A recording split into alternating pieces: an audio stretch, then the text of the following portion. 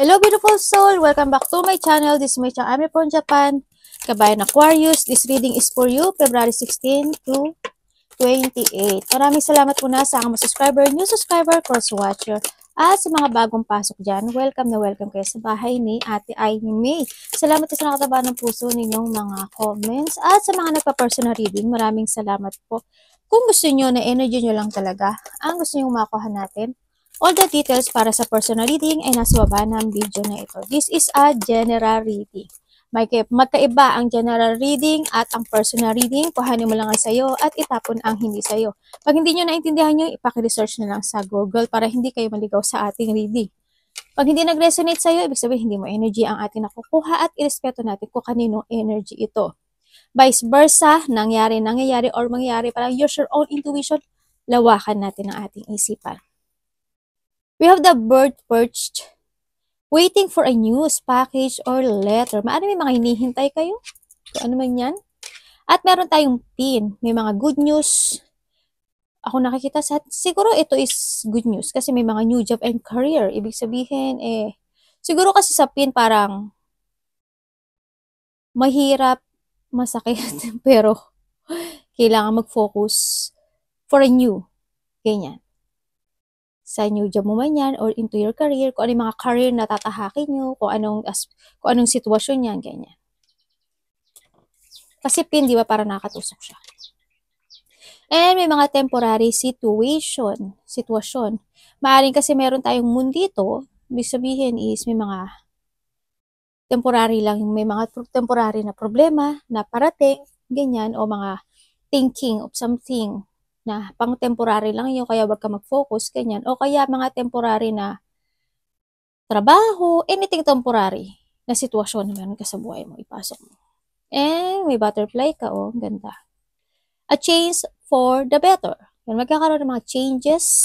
Kung maging mahirap man siya or hindi, maaari iba sa inyo is a transformation when it comes to a new you. Or mga career, job, gayaan sa nakita ko dito. Kung ano aspeto ng buhay mo yan.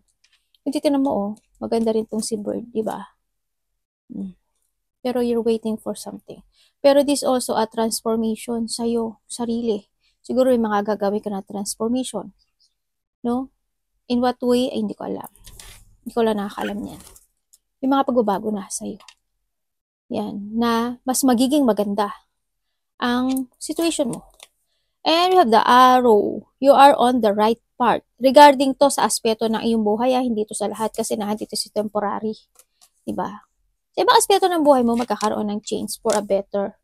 Or kumbagahan dyan yung sabi ka ng universe, kailangan wag ka magmadali kasi ako ang gagawa para sa iyo. Ganun. And we have the rooster, an arrogant, boastful person you should not cross. Ops. Kilala niyo na siguro to, no? Kailangan ganyan, may mga arrogante. Kung sino man siya sa buhay mo, karelasyon mo, kasama mo sa trabaho, kung sino man siya. At nako, wag mo papasukin dyan sa buhay mo, o wag mo papasukin dyan sa loob ng bahay mo. Kaya mo lang siya magtitilaok dyan sa labas, no? Kung ano, kahit ano sabihin niya sa'yo. Okay lang yon. Ganyan. Mag-go ka lang sa iyong mga target yan sa araw. Mag-go ka lang dun sa the future. Kaya mo dito, future yan, diba? Going to future. Dun ka lang. Ganyan. No? Kailangan mo nga is to transform. Kung saan man to aspeto ng buhay mo. Focus. Ang dami pa lang kayo. Lima pala ito, lumabas. Seahorse, family matter. May mga family matter kayo, no? Titignan ko siya, oh. Parang ang lungkot ni seahorse. Siguro nga na andito ka sa sa tent. Tapos andito rin si Arrow. Kasi kung nandito, tingnan mo, andito si Arrow, andito rin yung hindi ko alam kung saan to o moon Pero andun yung, siguro minsan masaya ka, minsan malungkot ka, nagkakaroon emotions. Tapos andito yung may mga past situation kasi nakatingin ka doon sa nakaraan. Maaring may mga temporary sitwasyon na hindi pa ganun talaga nare-resolbahan. And then when it comes din sa rooster kasi, maaari ikaw rin si rooster, no? Maaari ikaw rin si rooster, may mga sitwasyon na iis mo pa in the past situation. Ganyan, no? Na talaga parang Talokok, ganyan. Tama ba ako? Nagaganon ka pa, di ba? Parang may gusto kang resolbahan, maaaring ganun, no? Kung sa mga aspeto ng buhay mo yan, ipasok mo. Tingnan natin. Ano pa ba ka muna? Dun. Yan, diyan ka sa kapatid mo. Ang energy ni Aquarius. Gitna nga natin. Parang hindi naman nasa gitna itong ano ko. Ano pong energy ni Aquarius? Uy! Bakit po? Ano po yun? Bakit pa ano po yun? Ano ba yan? Queen of Swords. Oh, andun ka na, anak. Sige na.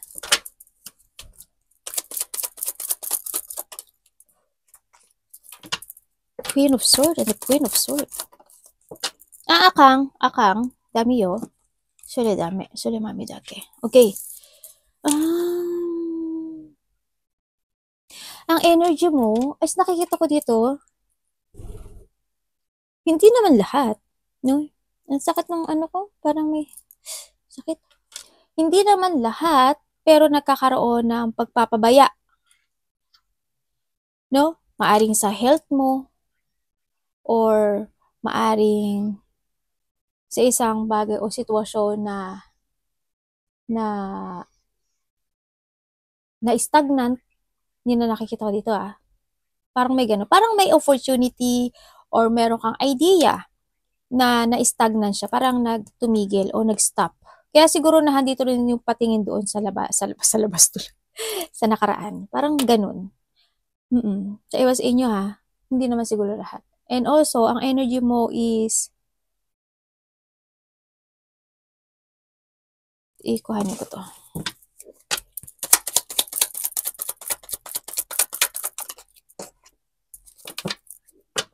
Bakit nandiyan si ano?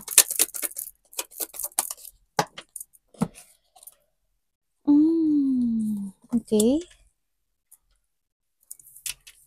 Ang energy mo is also, this is more on transformation Kasi nagkakaroon ka ng progressing to begin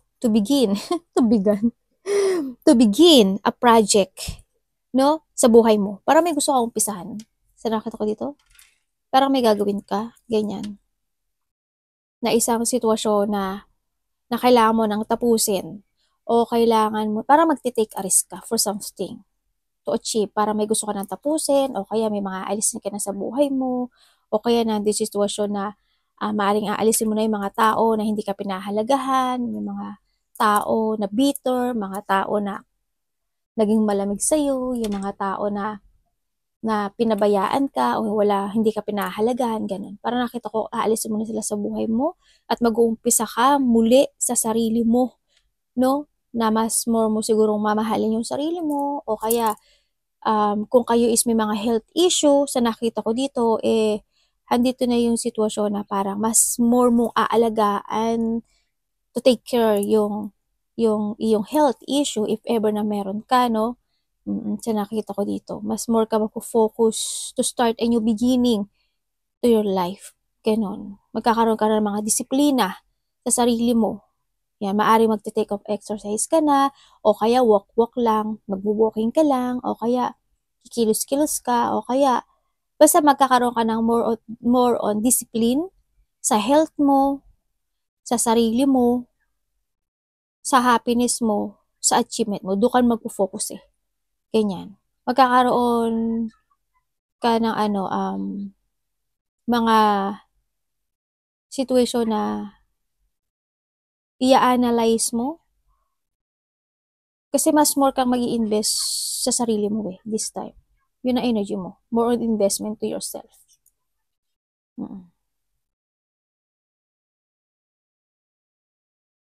And then, mas more ka magkakaroon ng mga strategizing in your life. Oo, kasi it's more on taking care ka na sa iyong future at sa iyong stability and into your health. Ganyan. Yun ang energy mo. Parang you taking a risk for something. Andun na yung mag-a-action ka na sa mga iniisip mo, actionan mo na siya.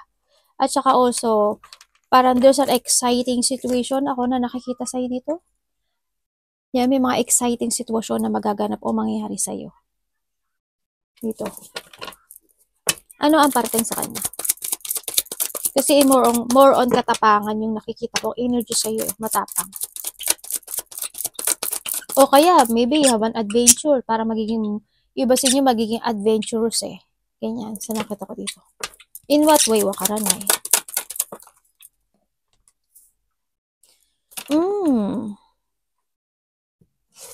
Ito ang parating sa'yo.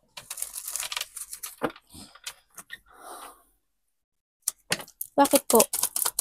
Ano yun?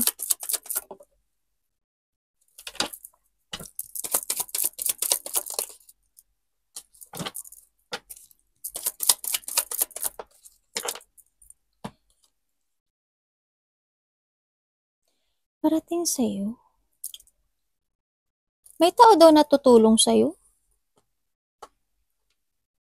Mas bata sa'yo. Maring anak mo. O kaya, kasi nakita ko dito na ano eh. May taong tutulong sa'yo. Or may ibibigay sa sa'yo.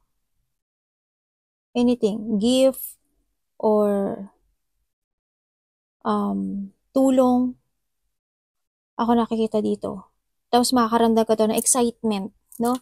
Yan. Either ikaw ang tutulong or tutulungan mo tong tao na to, no? Sa nakita ko to. And yung iba naman sa inyo, ang parating sa inyo is,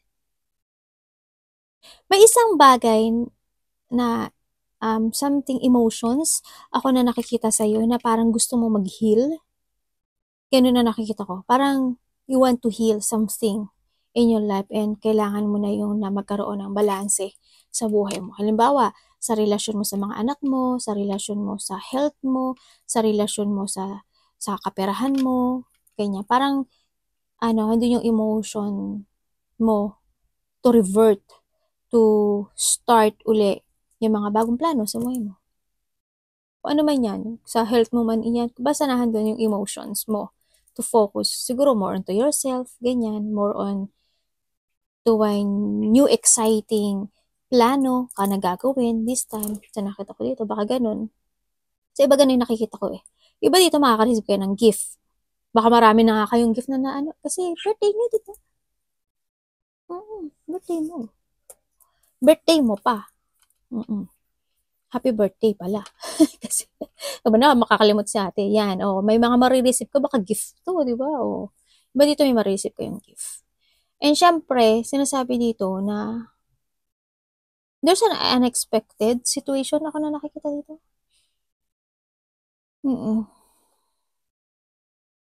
Unexpected yung mangyari.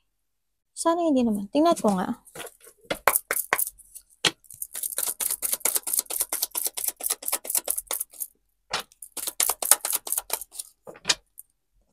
Parating sa kanya. Ay, tingnan mo.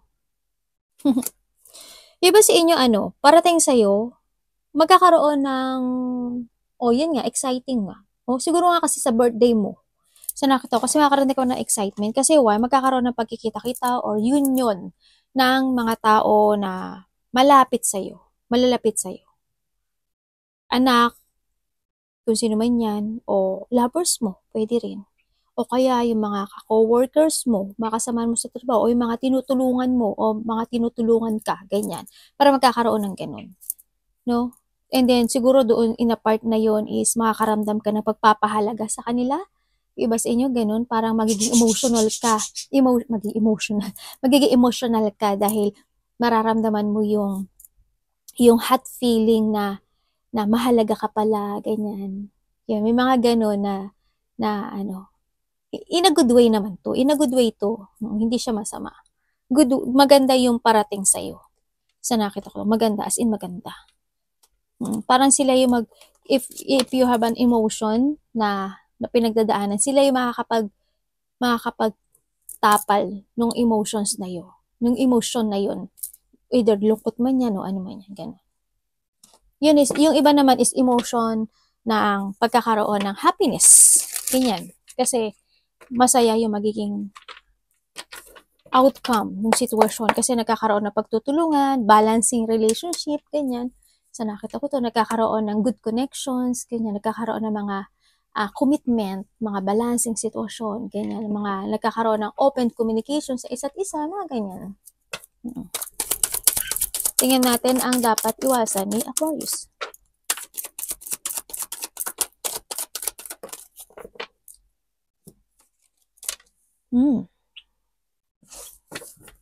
Aquarius, bakit? Bakit? Napatanong ako sa iyo, bakit po, universe?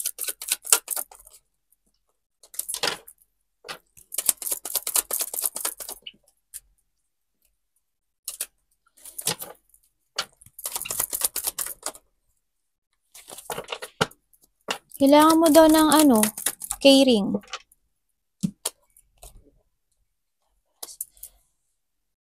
Okay, ang dapat mong iwasan,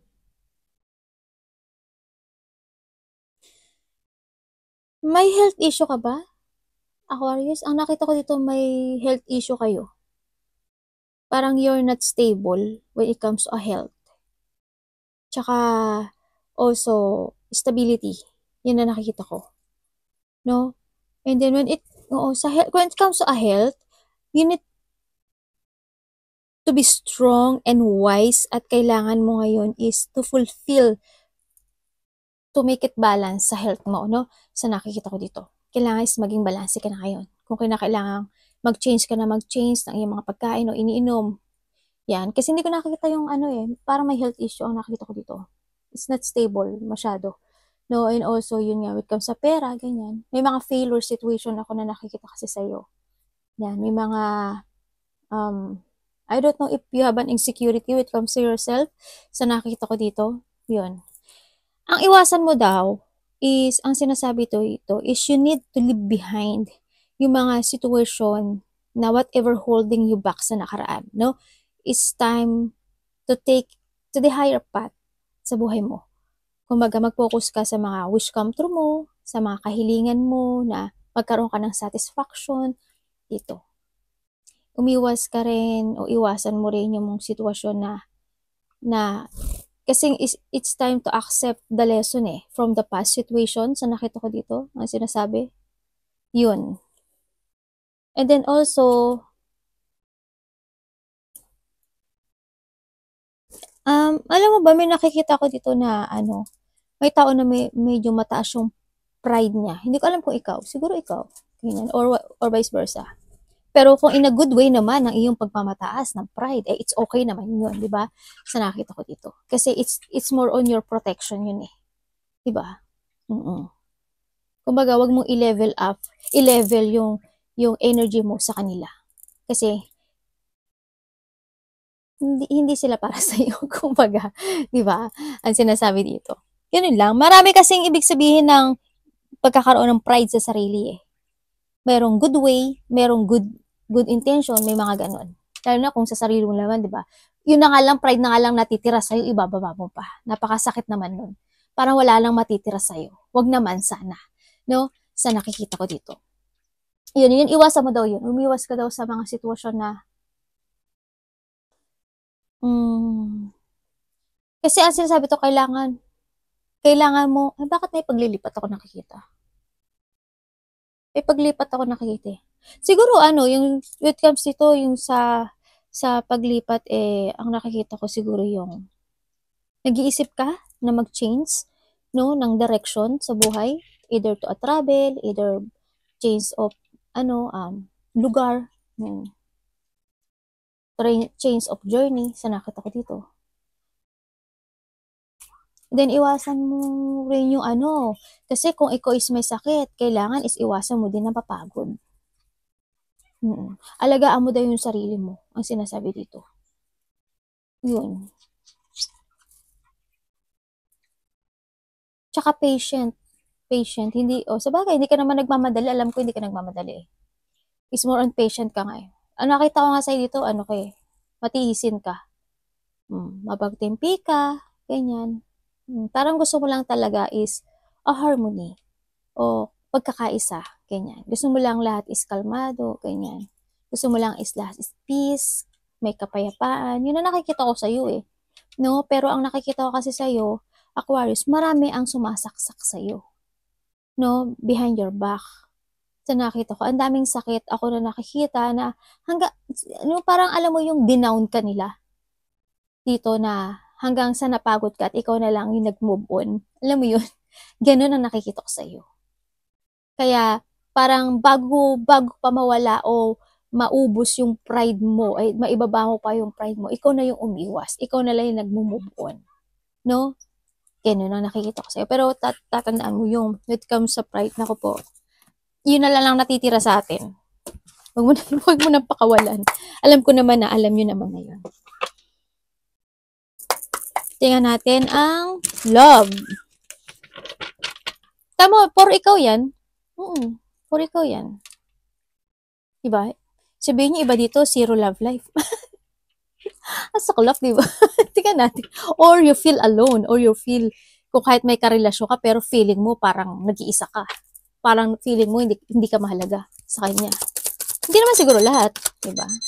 Yung nakikita ko lang dito ha, kung kanino man to energy. Ang love life, when it comes to a love, lahat to is sa lahat kapatid, anak, magulang. Ay, bait mo naman. Diyos ko po, binabaril na ang pagiging mabait. Sabi ko sa'yo. O talaga. Ay, iba dito separate, ano. Pero when it comes to alam, mabait ka. Sa lahat ng bagay, mabait ka. As in.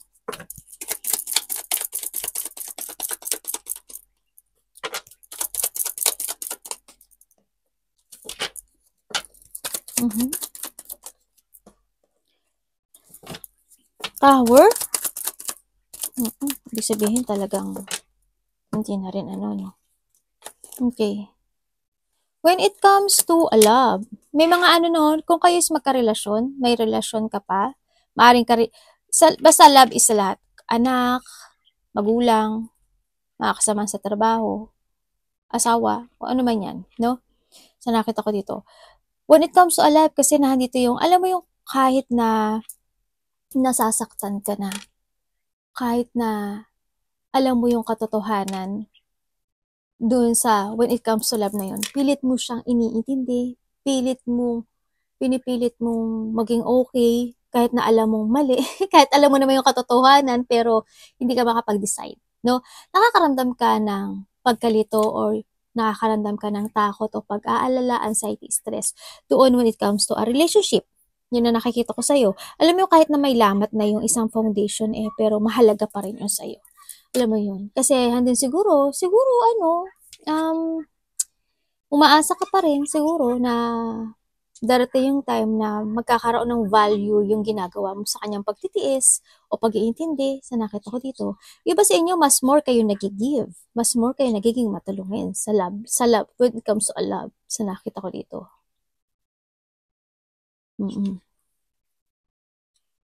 Kahit na nagkakaroon ng distraction dun sa situation mo o sa love life mo, nandun ka pa rin.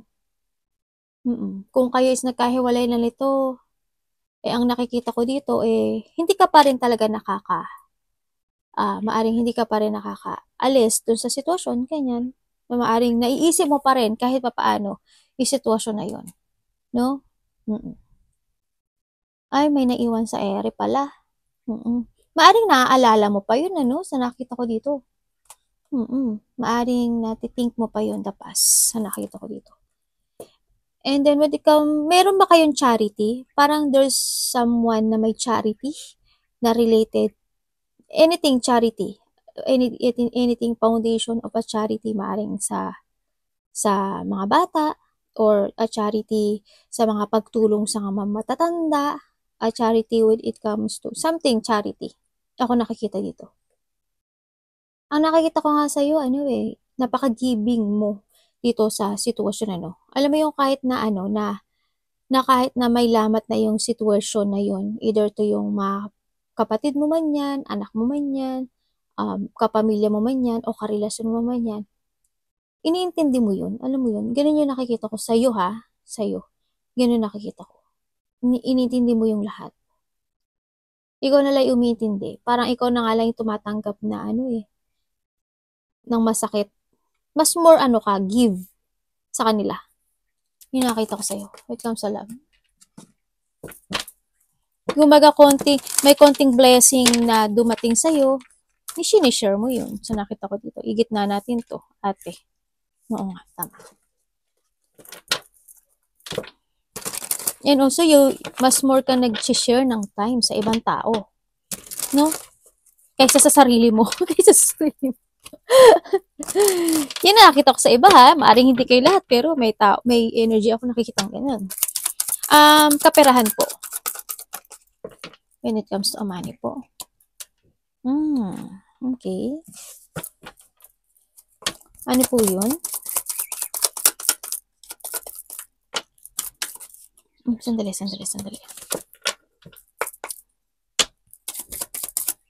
Ten of Cups, oh. Ganda yun.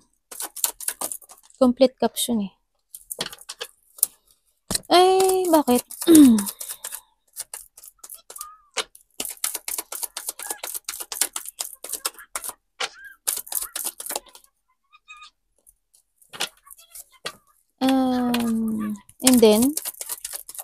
And then, sabay ka na eh. Okay. Oh. Okay, when it comes to your money, ano kayo, no? May mga unfinished business na related ang money. May mga hindi pa natatapos. Nagkakaroon ng delay. Parang may mga part na when it comes to money is parang, nawawalan ka na ng pag-asa. Ganun. Siguro may mga utang sa'yo, may mga pinautang ka, o may mga tinulungan ka, o kung ano man yan, pero may mga unfinished business when it comes to money kasi nakakaroon siya ng delay, nagkakaroon ng kawalan ng pag-asa, or nagkaroon ka talaga ng mental trap in a past situation mo when it comes to your money. Sa nakita ko dito. Ganyan. Yung ganun nakita ko sa iba. Yung iba naman, ang nakikita ko ngayon is mas more kayong naghihigpit na ngayon when it comes to your money. Ganyan. Parang naghihigpit ka or maaring nag-iipon ka ng money for a travel.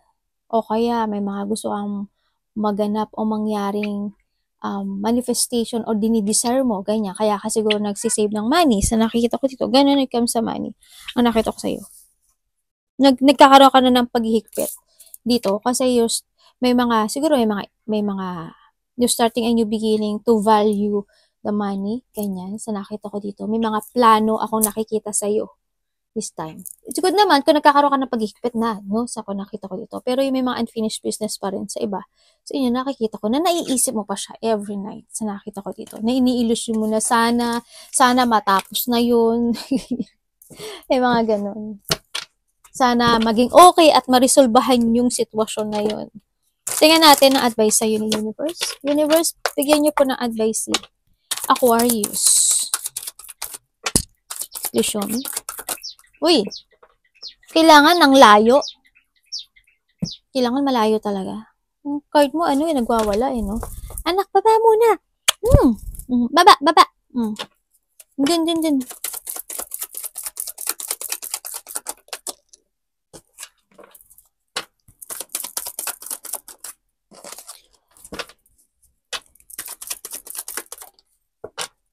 Thanks. May travel ba kayo talaga by June? 6 days, 6 weeks, or 6 months, yan, or June, no? Sa nakita ko dito. Kasi kanina ko pa nakikita yung di ba may the world tayo kanina. Ang nakikita ko sa'yo dito, ang advice niya pala, ano ba yun natin? O di ba blanco lang? O syempre, ganun talaga.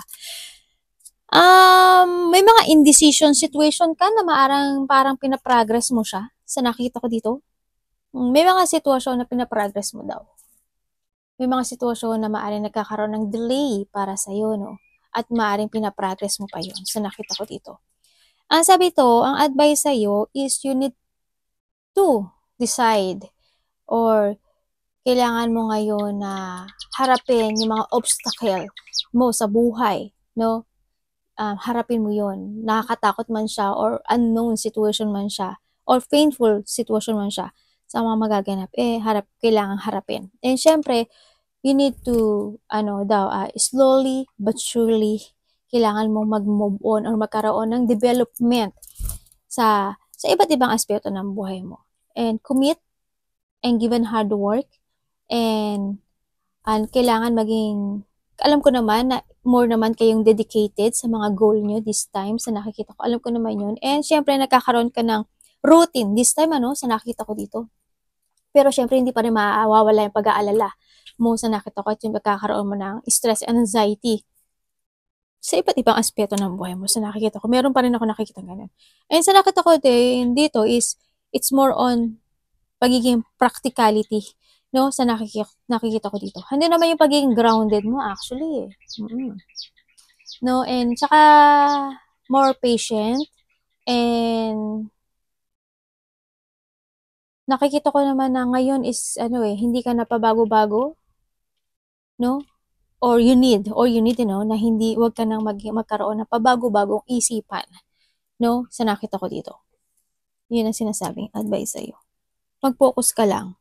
And syempre, leave behind whatever holding you back sa nakaraan, accept all the lesson, kumbaga, kailangan ngayon,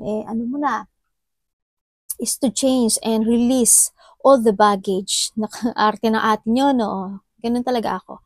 I-release mo daw yung all the baggage na meron ka sa buhay mo. Kung saan ng aspeto ng buhay mo at you need to think the future. Sinasabi dito. Mas more wiser, mas more stronger, mas more practical, and mas more, maging productive ka raw this time. Alam ko naman na very productive naman kayo. Calm and you need ng still, no? Ganun. May pinag-aawayan? May nakita ko pinag-uusapan o pinagkaawayan? It comes to territorial. Nakita ko ganun. Sana hindi kayo lahat, no? Parang may mga agreement, disagreement, battle, competition, or something, may mataas na tao na, mataas ang ego, ganyan. Hindi lahat siguro. Sana walang conflict, no? Sana walang malaking battle, sana walang pagkainis. Minsan makakaramdam ka siguro na may irita ka siguro. Ganyan. Hindi naman siguro lahat. Siguro, natural na yun eh. Sabi ko sana, putsu eh. Yan. Natural na yun sa buhay. Yung minsan mainis ka, mairita ka, diba? Sa ibang aspeto ng buhay mo. Yun. Arigatou namaste. Sayonara.